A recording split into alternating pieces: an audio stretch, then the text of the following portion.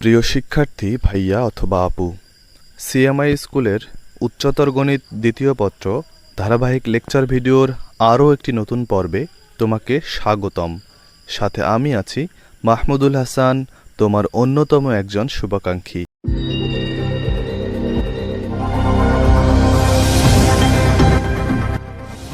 Conic চ্যাপ্টারের পরাবৃত্ত এবং উপবৃত্ত সফলভাবে শেষ করার পরে আজকের পর্বে আমরা শুরু করব অধিবৃত্ত। তো আজকের পর্বে আমরা অধিবৃত্তের সাধারণ পরিচিতি অর্থাৎ অধিবৃত্ত সম্বন্ধে আমরা কি জানি এবং অধিবৃত্তের সমীকরণ গঠন আমরা করে দেখাবো। তো কনিকের একদম প্রথম লেকচারে আমরা পড়িয়েছিলাম যে একটা সমবৃত্তভূমি কোণকে যদি বিভিন্নভাবে কেটে নেওয়া যায় তাহলে সেখান থেকে বিভিন্ন ধরনের কনিক পাওয়া যায়। কিন্তু যখন অধিবৃত্তের বেলা ছিল তখন আমরা দেখেছিলাম দুইটা কোণকের প্রয়োজন হয়। সেই দুইটা কোণককে আমরা যে কোনো অ্যাঙ্গেলে যখন আমরা কেটে নেই, আমরা এখানে যে কোনো অ্যাঙ্গেলে যখন কেটে নেই তখন এই কেটে নেওয়া অংশে উপরে এবং নিচে আলাদা দুইটা ক্ষেত্র আমরা পাই। এই আলাদা দুইটা ক্ষেত্র দুইটা মিলে আমরা একটা অধিবৃত্ত পাই। তার মানে অধিবৃত্তের দুইটা অংশ থাকবে। এখান থেকে আমরা এতটুকু জানলাম যে অধিবৃত্তের দুইটা আলাদা আলাদা ক্ষেত্র হবে, তবে দুইটা মিলে একটা অধিবৃত্ত হবে। এরপরে অধিবৃত্ত সম্বন্ধে আমরা কনিকের সংজ্ঞা অনুযায়ী কি জানতাম? আমরা জানতাম যে একটা স্থির বিন্দু থাকবে এবং একটা নির্দিষ্ট সরল রেখা থাকবে। যে সমস্ত বিন্দুর ক্ষেত্রে এই স্থির বিন্দু থেকে দূরত্ব PSP ডিভাইডেড বাই এই পি বিন্দু থেকে দ্বিকাক্ষের দূরত্ব PM, এই SP বাই PM, যে সমস্ত বিন্দুর ক্ষেত্রে এই অনুপাতটা সবসময় ধ্রুব সংখ্যা এবং সেটা 1-এর থেকে বড়, সেই সমস্ত বিন্দুর যে সঞ্চারপথ তাকে আমরা বলেছিলাম অধিবৃত্ত। এর মান যখন 1-এর থেকে ছোট তখন উপবৃত্ত, যখন এর মান 1-এর সমান তখন পরাবৃত্ত, আর এর মান 1-এর বড় হলে সেটা অধিবৃত্ত হবে। তো আমরা এখানে অধিবৃত্ত একটা অঙ্কন করেছি। এই অধিবৃত্তটা দেখে অনেক কমপ্লেক্স একটা চিত্র মনে হতে পারে, কিন্তু চিত্রটা খুব সহজ। আমরা চিত্রটা অবশ্যই চিত্র অঙ্কনে কৌশল সেটা কিভাবে অঙ্কন করতে হয় সেটা দেখাবো। তারপরে আমরা অধিবৃত্তের বাদবাকি আলোচনা শুরু করব। তোমরা নিশ্চয়ই প্রথমে এই অধিবৃত্তের চিত্রটা আঁকার চেষ্টা করতেছো। তো আমরা সেই চিত্রটা কিভাবে সহজে অঙ্কন করা যায়, এরকম জটিল একটা চিত্র কিভাবে সহজে অঙ্কন করা যায় সেইটা আগে একটু দেখিয়ে আনি। অধিবৃত্ত অঙ্কন করতে হলে আমরা প্রথমে অবশ্যই একটা এক্স অক্ষ এবং ওয়াই অক্ষ স্থানাঙ্ক ব্যবস্থা দিয়ে নিব। স্থানাঙ্ক দেওয়ার পরে তোমরা নিশ্চয়ই এতক্ষণে খেয়াল করেছো আমরা সেখানে ডট ডট লাইন দেখিয়েছিলাম যে এরকম পেন্সিলে আঁকা দুইটা এরকম ক্রস লাইন আমরা অধিবৃত্তের মধ্যে দেখে থাকি। অধিবৃত্ত আঁকতে হলে, অধিবৃত্ত ফর্মালি আঁকতে হলে অবশ্যই এই ক্রস আকারের যে দুইটা সরলরেখা এখানে আছে অবশ্যই আঁকতে হবে। এই সরলরেখাগুলো ছাড়া অধিবৃত্ত অঙ্কন করা যাবে না। এই সরলরেখাগুলোকে বলা হয় অসীম তট সরলরেখা। আমরা এই অসীম তট সরলরেখা সম্বন্ধে একটা সম্পূর্ণ এপিসোডই করব। এই অসীম তট সরলরেখার গুরুত্ব অধিবৃত্তের মধ্যে অনেক অনেক বেশি। তো এইভাবে আমরা একটা ক্রস আকারে এরকম দুইটা সরলরেখা মধ্যবিন্দু দিয়ে গমন করবে, এরকম দুইটা সরলরেখা দিয়ে নিব। মধ্যবিন্দু দিয়ে গমন করবে বলতে অধিবৃত্তের কেন্দ্র যেটা আছে, আমরা এই অধিবৃত্ত যেটা আমরা দেখিয়েছি সেটা অধিবৃত্তের কেন্দ্রটা মূল বিন্দুতে আছে, মূল বিন্দু দিয়ে অতিক্রম করবে এই অসীম তট সরলরেখা দুইটা। এখন কথা হচ্ছে শুধু মূল বিন্দু দিয়ে র্যান্ডমলি অঙ্কন করলেই হবে না, মূল বিন্দুগামী যে কোনো দুইটা সরলরেখা নিলেই যে হবে তা নয়। আমার খেয়াল রাখতে হবে অক্ষ বরাবর যেন সমানভাবে অবস্থান করে, অর্থাৎ ওয়াই অক্ষ থেকে এই অসীম তট রেখাটা যত ডিগ্রি অ্যাঙ্গেলে আছে এই ওয়াই অক্ষ থেকে এই রেখাটাও যেন ঠিক তত ডিগ্রি অ্যাঙ্গেলেই থাকে, তা না হলে কিন্তু হবে না। এক্স অক্ষের ক্ষেত্রে একই কথা প্রযোজ্য যে এক্স অক্ষের সাথে এই রেখাটা যত ডিগ্রি অ্যাঙ্গেলে আছে এটাও যেন তত ডিগ্রি অ্যাঙ্গেলই হয়। এই অ্যাঙ্গেল এবং এই অ্যাঙ্গেল সমান হতে হবে এমন কোনো কথা নেই, সমান হতেও পারে নাও হতে পারে, তবে মনে রাখতে হবে অক্ষ বরাবর যেন অক্ষটা যেন এই কোণ দুটাকে সমান দুই অংশে বিভক্ত করে, এক্স অক্ষের ক্ষেত্রেও যা ওয়াই অক্ষের ক্ষেত্রেও তা। তো আমরা এরকম করে অসীম তট সরলরেখা এঁকে নিয়েছি। এঁকে নেওয়ার পরে আমাদের এখানে যে কোনো দুইটা বিন্দু সিলেক্ট করতে হবে। আমরা একটু দূরে দুইটা বিন্দু নিচ্ছি, এরকম দুইটা বিন্দু সিলেক্ট করতে হবে।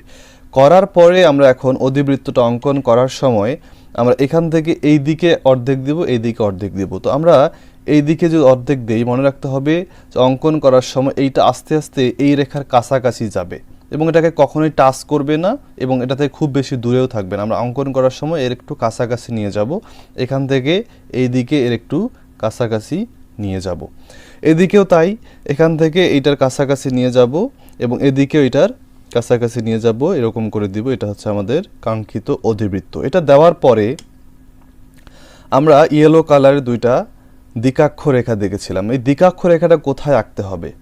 আমরা এখানে এই অধিবৃত্তের যে দুইটা স্থির বিন্দু থাকে, উপবৃত্ত অধিবৃত্তে দুইটা স্থির বিন্দু আছে, এদিকে একটা স্থির বিন্দু দিয়ে নিলাম, এদিকে একটা স্থির বিন্দু দিয়ে নিলাম।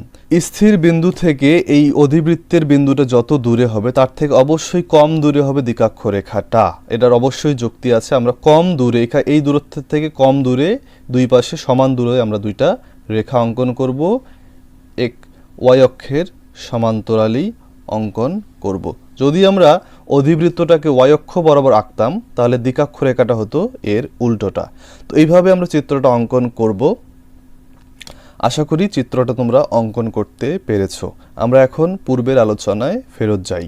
তো আমরা যেখানে ছিলাম যে দ্বিকাক্ষ রেখাটাকে আমরা এই দূরত্বের থেকে কম দূরত্বে আঁকি, তার কারণ কি? তার কারণ হচ্ছে যে ই এর মান সবসময় যেহেতু 1-এর থেকে বড় হবে, তার মানে লবকে এখানে বড় হতেই হবে। লবকে বড় হতে হলে দেখো যে এস থেকে পি এর দূরত্বটা বড় হবে, পি থেকে এম এর দূরত্বটা ছোট হবে। এই পি মানে কি? অধিবৃত্তের উপরস্থ যে কোনো একটা বিন্দু। তো আমরা যদি এই এ1 বিন্দুটাকে অধিবৃত্তের উপরস্থ একটা বিন্দু চিন্তা করি তাহলে দেখো তো এই স্থির বিন্দু থেকে এই দূরত্বটা এই বিন্দু থেকে দ্বিকাক্ষের দূরত্বটা অবশ্যই কম হতে হবে, কারণ স্থির বিন্দু থেকে অধিবৃত্তের দূরত্বটাকে অবশ্যই বড় হতে হয়, মানে লবকে বড় হতে হয়। এই জন্য আমরা এটাকে বড় করি এবং এই অধিবৃত্ত থেকে দ্বিকাক্ষের দূরত্বটাকে ছোট করে থাকি। ওকে, পরে তোমার মনে হতে পারে যে আমরা অধিবৃত্ত দুই দিকে আলাদা ক্ষেত্র দেখতে পাচ্ছি। আমরা যখনই এরকম খোলা মুখের দুইটা ফিগার দেখি, খোলা মুখের কোনো এরকম ক্ষেত্র দেখলে আমাদের মাথায় চলে আসে পরাবৃত্তের কথা। তো মনে হতে পারে যে অধিবৃত্ত মনে হয় দুইটা আলাদা আলাদা পরাবৃত্তের সমষ্টি, কিন্তু এই কনসেপ্টটা সম্পূর্ণ ভুল। আসলে অধিবৃত্তটা দেখতে দুইটা পরাবৃত্তের মতো হলেও যৌক্তিকভাবে, গাণিতিকভাবে কিন্তু পরাবৃত্তের মতো দেখতেও নয়। অরিজিনালি পরাবৃত্তের সমষ্টি হওয়া তো দূরের কথা, পরাবৃত্তের মতো দেখতেও নয়। তার কারণ হচ্ছে যে পরাবৃত্ত, এটা যদি একটা পরাবৃত্ত হয়, সেই পরাবৃত্তের প্রত্যেকটা যে বিন্দু আছে, পরাবৃত্তের প্রত্যেকটা বিন্দুতে পরাবৃত্তটা আস্তে আস্তে কার্ভ হতে থাকে। কার্ভ হতে থাকে মানে আস্তে আস্তে সে ভিতরের দিকে আসতে থাকে, এদিক থেকে আস্তে আস্তে ভিতরের দিকে যেতে থাকে। তার মানে এই যে প্রত্যেকটা পয়েন্ট কার্ভ হতে হতে আস্তে আস্তে গুটিয়ে আসে মানে আস্তে আস্তে ভিতরে ঢুকে যায়, অর্থাৎ বেশি এক্সপ্যান্ড না হয়ে সে সংকুচিত হতে থাকে। সংকুচিত হতে হতে আমরা যদি কল্পনা করি যে এখানে যতগুলো বিন্দু আছে এই কার্ভেচারটা যদি কন্টিনিউ করতে থাকে তাহলে একটা সময় এইভাবে পুরো জিনিসটা উপবৃত্তে পর্যবসিত হবে। তার মানে পরাবৃত্তের বিন্দুগুলো যেই সিস্টেমে আগাচ্ছে সেই সিস্টেমে যদি তাকে আমরা কমপ্লিট করি, কল্পনা করে নেই, যদিও পরাবৃত্ত কখনোই কমপ্লিট হয় না, আমরা যদি কল্পনা করি যে কমপ্লিট যদি হয় তাহলে সেটা একটা উপবৃত্ত হয়ে যাবে। কিন্তু অধিবৃত্তের ক্ষেত্রে ব্যাপারটা সম্পূর্ণ আলাদা। অধিবৃত্তের ক্ষেত্রে এই যে বিন্দুগুলো আছে এই বিন্দুগুলো কিন্তু প্রত্যেক বিন্দুতে কার্ভ হয়ে ভিতরে ঢুকে যায় না, বরঞ্চ আস্তে আস্তে এক্সপ্যান্ড হতে থাকে, আস্তে আস্তে ছড়ায় যেতে থাকে এবং ছড়াতে ছড়াতে একটা সময় অসীমের দিকে যেতে থাকে। তার মানে অধিবৃত্ত কখনোই আস্তে আস্তে ক্লোজ হয়ে আসবে না, উপবৃত্তে পর্যবসিত হবে না, বরঞ্চ উল্টোটা হবে, আস্তে আস্তে অসীমের দিকে যাবে। তার মানে এখান থেকে আমরা উপবৃত্তের সাথে অধিবৃত্তের একটা সম্পর্ক চিন্তা করতে পারি যে পরাবৃত্ত থেকে যদি পরাবৃত্তের বিন্দুগুলো আস্তে আস্তে ক্লোজ হয়ে আসে, আস্তে আস্তে যদি কমপ্লিট হয় তাহলে উপবৃত্ত হবে, অর্থাৎ পরাবৃত্ত যদি আস্তে আস্তে ক্লোজ হয়ে আসে তাহলে উপবৃত্ত হবে, আর পরাবৃত্ত যদি আস্তে আস্তে এক্সপ্যান্ড হয় তাহলে অধিবৃত্ত হবে। তার মানে উপবৃত্ত এবং অধিবৃত্তের মধ্যে মিল আছে, কিন্তু সেটা উল্টো মিল, অর্থাৎ সম্পর্কটা সম্পূর্ণ বিপরীত। তো আমরা যে কথাটা বলছিলাম যে উপবৃত্ত এবং অধিবৃত্তর সম্পর্ক সম্পূর্ণ বিপরীত, সেটা আমরা গাণিতিকভাবেও দেখতে পারি। আমরা বলেছিলাম যে উপবৃত্ত মানে হচ্ছে দুইটা স্থির বিন্দু থাকবে, সেই দুইটা স্থির বিন্দু থেকে যে সমস্ত বিন্দুর দূরত্বের যোগফলগুলো সমান হবে, অর্থাৎ এটা একটা যদি বিন্দু হয় এই যে দূরত্ব দুইটা যোগ করা হবে, এখানে যে একটা বিন্দু হয় এই দূরত্বটা যোগ করা হবে। এখানে যদি একটা বিন্দু হয় এই দূরত্বটা যোগ করা হবে।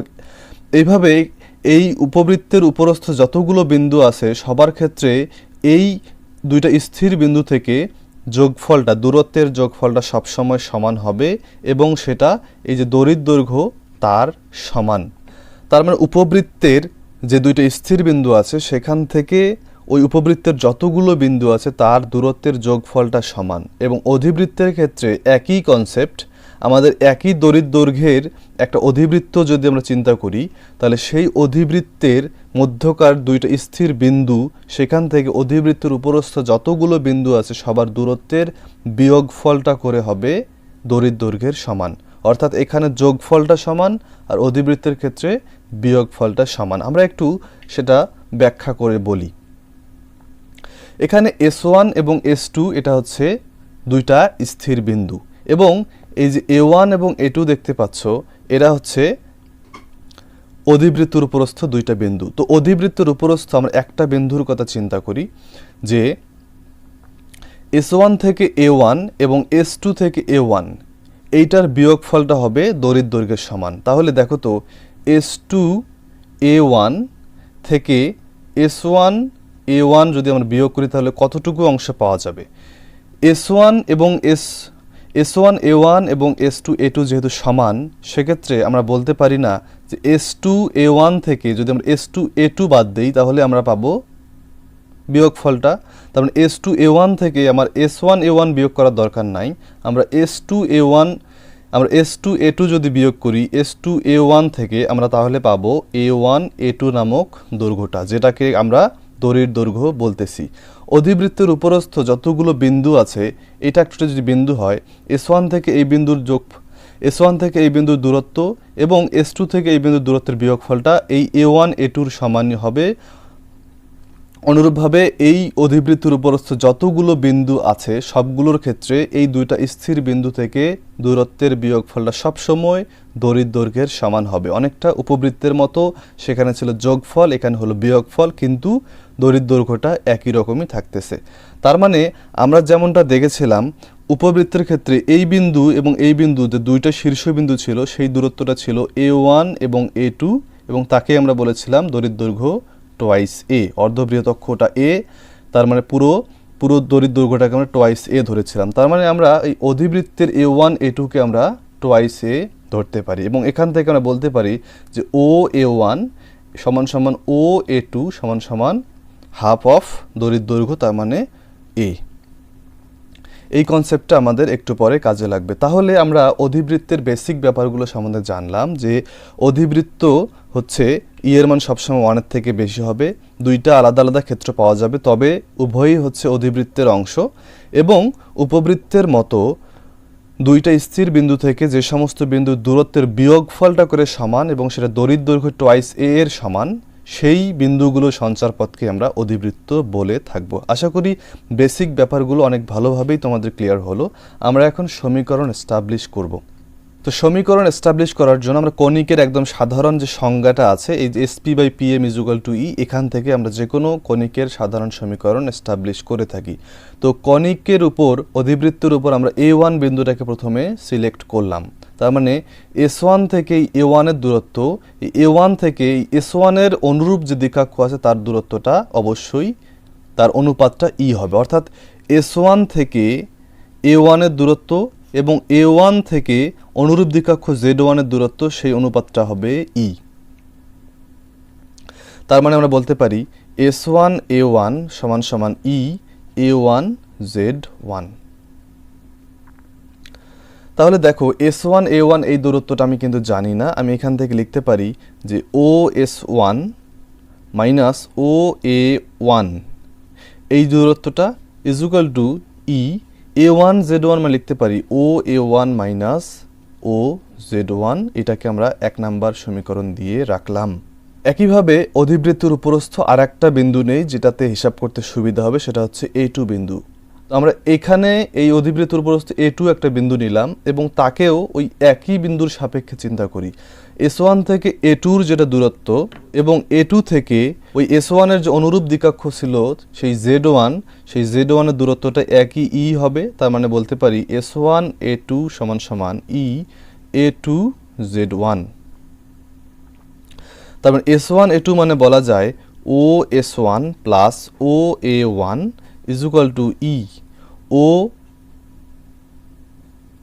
A2 plus O Z1।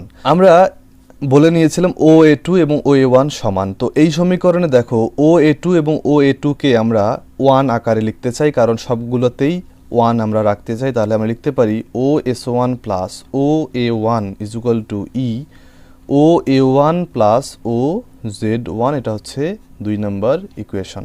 তাহলে আমরা 1 নম্বর এবং 2 নম্বরকে যোগ করি। যোগ করলে কি পাবো? 2OS1 is equal to E common থাকুক, ভিতরেগুলো যোগ করলে পাবো 2 ইন্টু OA1। তার মানে 2 এবং 2 কেটে দিলে OS1কে আমরা লিখতে পারি E OA1, তার মানে লেখা যায় AE, অর্থাৎ এটাকে আমরা 3 নম্বর সমীকরণ দিয়ে রাখলাম। দেখো তো OS1 মানে কি? কেন্দ্র থেকে উপকেন্দ্রের দূরত্ব, যেটা আমরা উপবৃত্তেও দেখেছিলাম, সেটা AE পরিমাণ। তার মানে উপবৃত্তের মতোই হবে অধিবৃত্তের সব উপাদানগুলো, এটা আমাদের মাথায় চলে আসতে পারে। এরপরে আমরা এই 2 নম্বর ইকুয়েশন থেকে 1 নম্বর ইকুয়েশন বিয়োগ করব। তাহলে বিয়োগ করলে কি পাওয়া যাবে? দেখো তো 2OA1 is equal to E থাকবে 2OZ1। তাহলে আমরা এই 2 এবং এই 2 কেটে দিয়ে আমরা OZ1কে লিখতে পারি A বাই E। OA1 মানে হচ্ছে A, তার মানে এটাকে আমরা 4 নম্বর ইকুয়েশন দিলাম। তাহলে OZ1 মানে কি? কেন্দ্র থেকে দ্বিকাক্ষের দূরত্ব, অর্থাৎ আমরা এখান থেকে দ্বিকাক্ষের ইকুয়েশন বা দ্বিকাক্ষের পাদবিন্দু এই জিনিসগুলো এখান থেকে ফাইন্ড আউট করতে পারবো। অর্থাৎ আমরা উপকেন্দ্রের স্থানাঙ্ক, উপকেন্দ্রের সমীকরণ, দ্বিকাক্ষের স্থানাঙ্ক, দ্বিকাক্ষের সমীকরণ, এই তথ্যগুলো এখান থেকে অলরেডি পেয়ে গেলাম। তাহলে আমরা এই যে S1 বিন্দুটা আছে তার স্থানাঙ্কটা পেয়ে গেলাম AE, 0। এই S2 হবে কি মাইনাস AE, 0। তারপরে দ্বিকাক্ষের যে বিন্দুটা আছে Z1 সেটা হবে A বাই E, 0। তো দ্বিকাক্ষের সমীকরণটা আমরা এখান থেকে বের করতে পারি, কারণ দ্বিকাক্ষের সমীকরণ আমরা কাজে লাগবে। দ্বিকাক্ষটা y অক্ষের সমান্তরাল এবং কত দূরে আছে? এটা হচ্ছে A বাই E দূরে আছে, আমরা যেটা এখনই বের করলাম A বাই E। তার মানে আমরা দ্বিকাক্ষের সমীকরণটা লিখতে পারি x is equal to A by E। তার মানে x minus A by E is equal to 0। এটা হচ্ছে এই দ্বিকাক্ষের সমীকরণ। একইভাবে আমরা এই দ্বিকাক্ষের সমীকরণ বের করতে পারবো, কিন্তু এটা আমাদের আপাতত কাজে লাগছে না। আমরা এই বিন্দুগুলো এই দ্বিকাক্ষ দিয়েই আমরা সমীকরণটা এস্টাবলিশ করব। তাহলে কনিকের সাধারণ ইকুয়েশন অনুযায়ী আমরা কি জানি? যে কনিকের বা অধিবৃত্তের উপরস্থ যে কোনো একটা বিন্দু যদি আমি নেই, মনে করো এটা হচ্ছে P বিন্দু, P x, y। এই S1 থেকে P এর দূরত্ব এবং P থেকে দ্বিকাক্ষের দূরত্ব M, S1P divided by PM is equal to E হয়। সেখান থেকে আমরা লিখি যে কনিকের সাধারণ ইকুয়েশন থেকে আমরা লিখি যে S1P is equal to E PM, যেখান থেকে আমরা S1P অর্থাৎ এই বিন্দু থেকে এই বিন্দুর দূরত্বও আমরা এভাবে লিখি যে x minus AE whole square plus y minus 0 whole square root over is equal to E। PM মানে কি? XY এই বিন্দু থেকে এই সমীকরণের লম্ব দূরত্ব, তার মানে সেটা হবে x minus A by E divided by root over x এর সহগের উপর স্কোয়ার প্লাস y এর সহগের উপর স্কোয়ার। তাহলে উভয় পাশে বর্গ করার পরে আমরা লিখতে পারি x minus AE whole square plus y square is equal to E square x minus A by E whole square divided by শুধুমাত্র 1। এখন আমরা এটাকে একটু এক্সপ্যান্ড করব, অর্থাৎ A মাইনাস B হোল স্কোয়ারের সূত্র ফেলবো, twice x AE plus A square E square plus y square is equal to E square থাকবে। আমরা এখানে A minus B whole square সূত্র অ্যাপ্লাই করব, x square minus twice x A by E plus A square by E square. এরপরে আমরা এই E square দ্বারা এদিকে গুণ করে দেবো, x square minus twice AEX plus A square E square plus y square is equal to E square x square minus twice A E x plus a square. এখন আমরা যেটা করব যে এক্স এবং ওয়াই চলকগুলোকে একদিকে নেব এবং ধ্রুব সংখ্যাগুলোকে অন্যদিকে ডান দিকে নেব। তাহলে x square minus e square x square, এখানকার টু এ এক্স কাটা যাবে অবশ্যই, plus y square is equal to a square minus a square e square. তাহলে আমরা এখানে এক্স স্কোয়ার কমন নিলে one minus e square plus y square is equal to a square common নিলে one minus e square. এখন আমরা ডান দিকে এরকম বড় ধ্রুব সংখ্যা রাখতে চাই না, সেই ডান দিকে ধ্রুব সংখ্যাটাকে আমরা এদিকে ভাগ করে দিব, অর্থাৎ x square by x square one minus e square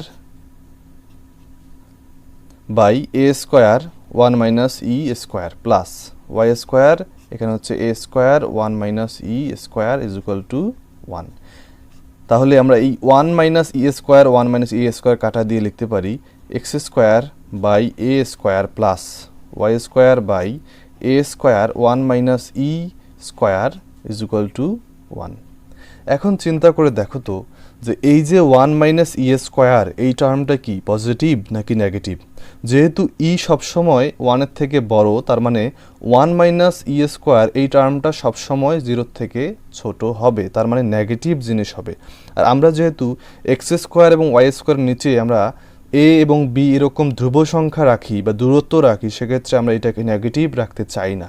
তো আমরা যদি এখানে মাইনাস কমন নেই তাহলে এটাকে এভাবে লেখা যায় x square by a square minus y square by a square e square minus one is equal to one. এখন এই যে বড় একটা সংখ্যা আমরা নিচে দেখতে পাচ্ছি এ square e square minus one, তাকে আমরা অন্য কোনো একটা লেটারে প্রকাশ করতেছি এবং সেটা আমরা বি লিখতেছি, অর্থাৎ x square by a square minus y square by b square is equal to one. তার মানে আমরা এখানে যেখানে ধরেছি বি স্কোয়ারকে কি ধরেছি এ স্কোয়ার ইন্টু ই স্কোয়ার মাইনাস ওয়ান। এই ই স্কোয়ার মাইনাস ওয়ান নিশ্চয়ই একটা পজিটিভ জিনিস, তো আমরা এটাকে বি স্কোয়ার আকারে লিখেছি। তো আমরা এটাকে বি স্কোয়ার ধরেছি কারণ এই এ স্কোয়ারের সাথে মিল রাখার জন্য আমরা বি স্কোয়ার নিয়েছি। তো এটা হচ্ছে আমাদের অধিবৃত্তের সাধারণ সমীকরণ, যেখানে বি স্কোয়ার মানে হচ্ছে a square e square minus one. এখান থেকে আমরা উৎকেন্দ্রিকতা মান বের করতে পারবো। তাহলে দেখো আমরা উৎকেন্দ্রিকতা সেখান থেকে বের করতে পারি। উৎকেন্দ্রিকতা কীভাবে পাবো? আমরা বি স্কোয়ারকে কী ধরেছিলাম? আমরা বি স্কোয়ারকে ধরেছিলাম a square e square minus one. তাহলে আমরা বি স্কোয়ার থেকে এদিকে ভাগ করে দিচ্ছি a square is equal to e square minus one. তার মানে e square is equal to লেখা যায় one plus b square by a square, অর্থাৎ ই ইজ ইকুয়াল টু লিখতে পারি root over one plus b square by a square. তাহলে দেখো তো উপবৃত্তের ই এর মতো একই রকম ই এর মান এসছে। উপবৃত্তের সময় ছিল ই মানে ছিল root over one minus b square by a square, একই জিনিস কিন্তু এখানে প্লাস এখানে মাইনাস। উপবৃত্তের সমীকরণে থাকে প্লাস কিন্তু উৎকেন্দ্রিকতায় থাকে মাইনাস, আর অধিবৃত্তের সমীকরণে থাকে মাইনাস কিন্তু উৎকেন্দ্রিকতায় থাকে প্লাস। এবং এখানে এই যে বি এটা হচ্ছে ছোট অক্ষ এবং এ এটা হচ্ছে বড় অক্ষ। দেখো চিত্রের মধ্যে আমরা বড় অক্ষ বলেছিলাম A1 A2 কে, কিন্তু ক্ষুদ্র অক্ষ কতটুকু সেটা কিন্তু আমরা জানি না। ক্ষুদ্র অক্ষ কতটুকু সেটা আমরা বের করিনি এখনো, তার জন্য আমাদের অসীম তট সমীকরণ যখন আমরা দেখাবো তখন আমরা এই ক্ষুদ্র অক্ষ কতটুকু হবে সেটা বের করতে পারবো। তবে একটু আইডিয়া দেয়া যাক যে এই যে শীর্ষবিন্দু যে আছে, শীর্ষ থেকে আমরা উপরে এবং নিচে একটা লম্ব টানবো এই এক্স অক্ষের উপরে। সেই লম্বটা অসীম তটকে যে বিন্দুতে ছেদ করে ওই অতটুকু দৈর্ঘ্যই হইতেছে অধিবৃত্তের ক্ষুদ্র অক্ষের দৈর্ঘ্য। তার মানে টোটালটা হচ্ছে টয়েস বি এবং এই অর্ধেকটা হচ্ছে শুধুমাত্র বি। তবে অধিবৃত্তের ক্ষেত্রে আমরা এই বৃহৎ অক্ষ ক্ষুদ্র অক্ষ এই নামটা দেই না, কারণ উপবৃত্তের সময় এই ক্ষুদ্র অক্ষ এবং বৃহৎ অক্ষ কতটুকু হবে সেটা কিন্তু স্পষ্ট ছিল, কারণ সেটা ক্লোজ একটা ক্ষেত্র ছিল। কিন্তু অধিবৃত্তের ক্ষেত্রে যেহেতু ক্লোজ একটা ক্ষেত্র নয়, সেক্ষেত্রে আমাকে এই অসীম তট রেখাটাকে যেহেতু কল্পনা করে নিতে হয়, এই কারণে আমরা এইটাকে সরাসরি বৃহৎ অক্ষ ক্ষুদ্র অক্ষ বলতেছি না, আমরা সেটাকে বলবো, বড়টাকে বলবো আর অক্ষ এবং ছোটটাকে বলবো অনুবন্ধী অক্ষ। তো যেখানে আমরা ছিলাম যে উৎকেন্দ্রিকতার সমীকরণে উপরে থাকবে ছোটটা এবং নিচে থাকবে বড়টা। তবে একটা এখানে কারেকশন আছে, একটা এক্সপ্লেনেশন আছে। সেটা হচ্ছে কি রকম, যে আমরা যখন উপবৃত্তের সমীকরণ দেখেছিলাম x square by a square plus y square by b square is equal to 1, সেখানে আমরা এবং এ যদি বি এর থেকে বড় হয় তাহলে উপবৃত্তটাকে এক্স অক্ষ বরাবর এঁকেছিলাম, আর যদি বি এর থেকে বড় হয় তাহলে আমরা ওয়াই অক্ষ বরাবর উপবৃত্তটাকে এঁকেছিলাম। তার মানে উপবৃত্তটা কোন দিক বরাবর হবে সেটা ডিপেন্ড করে এই এ এবং এই বি এর মানের উপর। কিন্তু অধিবৃত্তের সমীকরণটা x square by a square minus y square by b square is equal to 1। অধিবৃত্তের সময় এই এ এবং বি এর মান থেকে এ বড় নাকি বি বড় এইটা থেকে অধিবৃত্তটা কোন দিকে হবে সেটা ঠিক করা যাবে না। এটা ঠিক করতে হবে সামনে যে আছে তার দিকে। সামনে যদি এক্স থাকে তাহলে এক্স অক্ষ বরাবর হবে, আর সামনে যদি ওয়াই স্কোয়ার থাকতো y square by b square minus x square by a square is equal to 1, এরকম সমীকরণ যদি হতো তাহলে আমরা অধিবৃত্তটা উপরে এবং নিচে পেতাম। তার মানে সামনে যে থাকবে সেই বরাবর হবে অধিবৃত্তের অক্ষ বা অধিবৃত্তের মুখ। এখানে এ স্কোয়ার এবং বি স্কোয়ারের মানের সাথে কোনো সম্পর্ক নেই অধিবৃত্তের মুখটা কোন দিকে হবে। সবসময় মনে রাখতে হবে যে সামনে থাকবে তার দিকে অধিবৃত্তের মুখটা হবে। তাহলে এই সমীকরণের ক্ষেত্রে ই এর মান কি হবে? ই এর মান হবে √1 মাইনাস, এখানে ছোটকে ছোট হচ্ছে এখানে এ, যেহেতু এ পরে আছে সেক্ষেত্রে এ ছোট, এই কারণে 1 plus a square by b square, এটা হবে এই অধিবৃত্তের উৎকেন্দ্রিকতা। তো আমরা আজকের আলোচনায় মূলত কনিকের সাধারণ সমীকরণ এস্টাবলিশ করলাম। সেই কনিকের সাধারণ সমীকরণ এস্টাবলিশ করার সময় আমরা এই যে আর অক্ষ, অনুবন্ধী অক্ষ, এগুলো সম্বন্ধে আইডিয়া পেয়েছি। উপকেন্দ্রটা কোথায় হবে, দ্বিকাক্ষ রেখাটা কোথায় হবে সে সম্বন্ধে আইডিয়া পেয়েছি, এবং অন্যান্য পয়েন্টগুলো সম্বন্ধে মোটামুটি আইডিয়া পেয়েছি। পরবর্তী পর্বে আমরা এই একটা অধিবৃত্তের কেন্দ্রটা কোথায় হলে অন্যান্য পয়েন্টগুলো কীরকম হয়, আমরা ওই যে 56টা সূত্র পড়েছিলাম সেই 56টা সূত্র সম্বন্ধে নেক্সট পর্বে আলোচনা করা হবে। অর্থাৎ আমরা এতক্ষণের আলোচনা এখান থেকে যতগুলো পয়েন্ট ফাইন্ড আউট করতে পারি সেটা আমরা লিস্ট আউট করে দেখাবো আগামী পর্বে।